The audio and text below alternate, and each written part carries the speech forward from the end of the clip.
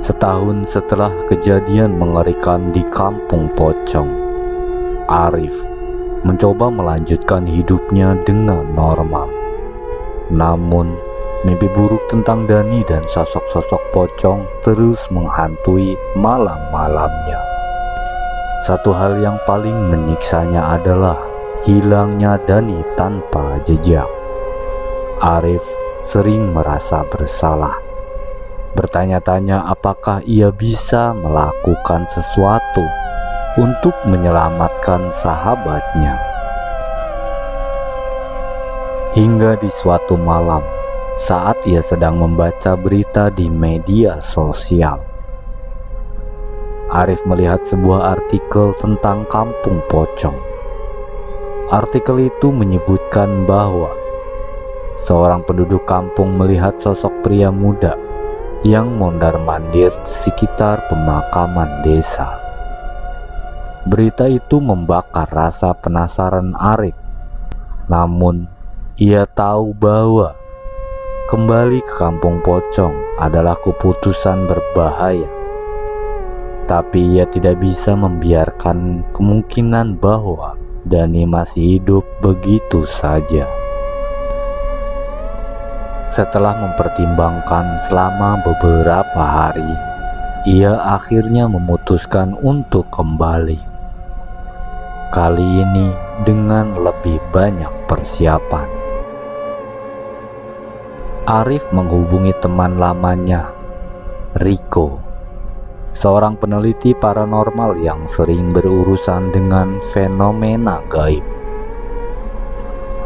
Bersama Rico, ia membawa peralatan pendeteksi EMF, kamera termal, hingga benda-benda perlindungan spiritual seperti garam, dupa, dan air suci. Gue nggak tahu ini ide bagus atau enggak, tapi kalau memang Dani ada di sana, kita harus siap menghadapi apapun. Ketika mereka tiba di Kampung Pocong, suasana terasa lebih jauh mencekam dibandingkan setahun lalu. Jalan kampung yang dulu hanya sunyi, kini terasa seperti mati. Tidak ada penduduk yang keluar rumah, dan rumah-rumah tampak lebih kumuh dan gelap. Pak Karta masih ada di kampung itu, tetapi usianya terlihat lebih tua. Ketika melihat Arif, ia terkejut sekaligus khawatir. Kamu kenapa kembali ke sini? Saya mencari Dani, sahabat saya. Saya dengar ada yang melihat pemuda asing yang penampilannya mirip Dani. Sepertinya dia di sini, Pak. Pak Karta terdiam lama. Kalau memang dia yang kamu cari, kamu harus tahu bahwa dia bukan lagi seperti yang kamu ingat.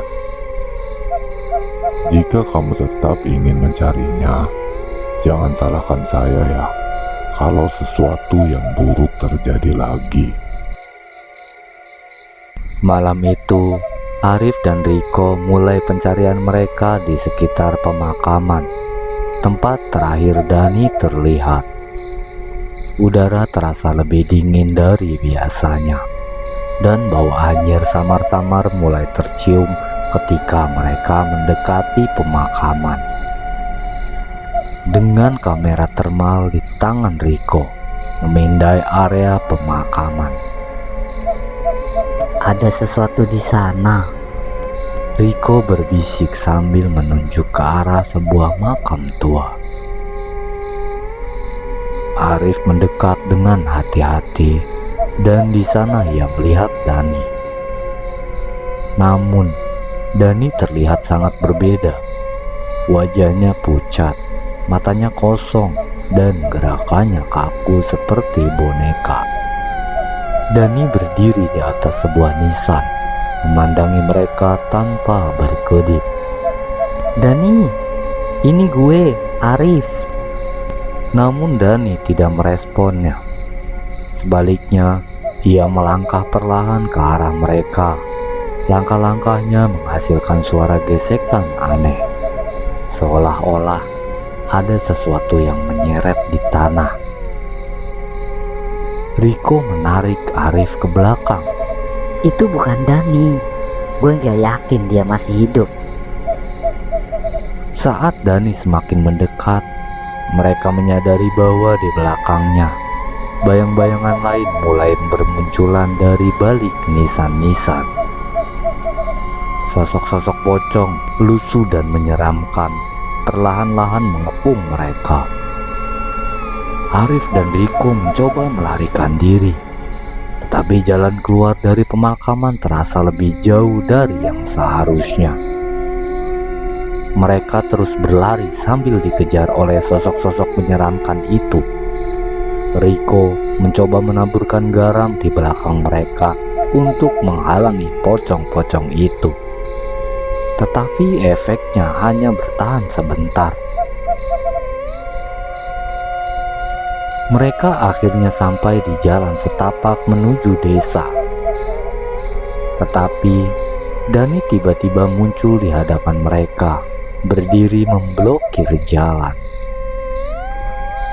Kali ini wajah Dani terlihat lebih jelas, dan di sana ada sesuatu yang membuat Arif merasa ketakutan sekaligus sedih. Di matanya ada sorot penuh rasa sakit dan permohonan. Arif, tolong saya. Saya sudah tidak sanggup di sini. Saya pengen pulang. Namun Arif, sebelum mendekatinya, tubuh Dani ditarik dengan kasar ke belakang oleh sesuatu yang tidak terlihat, dan ia menghilang ke dalam kegelapan. Keesokan harinya, Pak Karta akhirnya menceritakan apa yang sebenarnya terjadi dengan sahabatnya Arif. Malam itu, dia telah menjadi bagian dari kampung itu setelah ia diambil oleh sesuatu yang tidak bisa dijelaskan. Sosok yang kalian lihat itu hanyalah bayangan, bukan dirinya yang sebenarnya. Dia mungkin masih ada, tapi tidak seperti yang kamu ingat.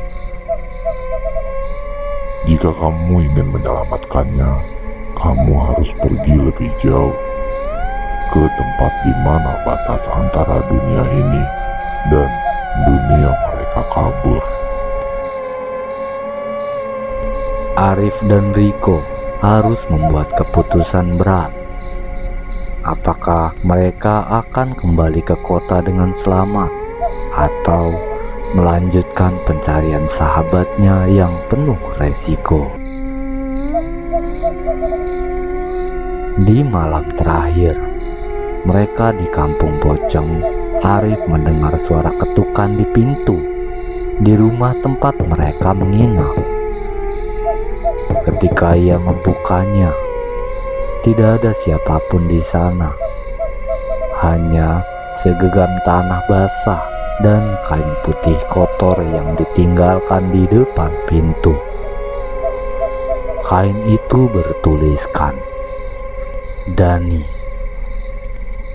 Arif merasa bahwa ini adalah pesan terakhir dari sahabatnya. Namun, ia tidak tahu bahwa ini baru permulaan.